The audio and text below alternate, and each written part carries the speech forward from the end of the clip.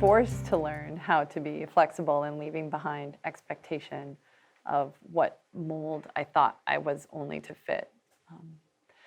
But in terms of what has helped me, reinvent myself and be flexible, it was a painful learning curve. When you train for something, you aspire to something, you envision yourself doing something to the highest of that degree, and then your path changes.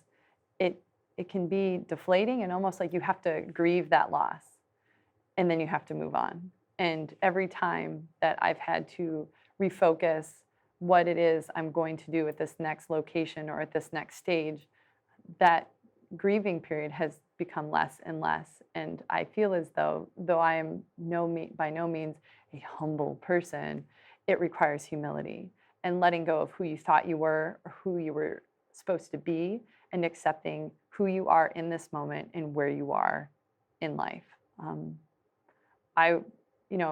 If you had asked 22-year-old me upon college graduation, what would you be doing in 11 years? I would tell you I'd be working at ESPN and I would be the Monday Night Football reporter. And if I wasn't, I'm sure I'd be working at some other network.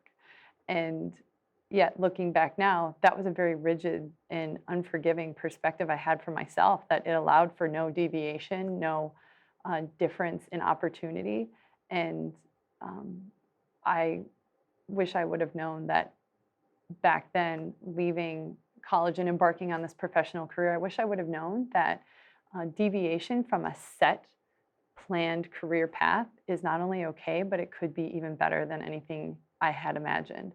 And I know that if I had stayed on that set path of I must work in broadcast TV, I probably would have been fairly unfulfilled and rather bitter at this point, because it's an unforgiving business, and it doesn't make it a poor career choice. But the experiences I have had, whether by voluntary move or involuntary relocation by the military, has offered for a richness in my professional experience that I could never have created for myself if I had to pick the pieces and bring them all together. So the reinvention is just a part of that.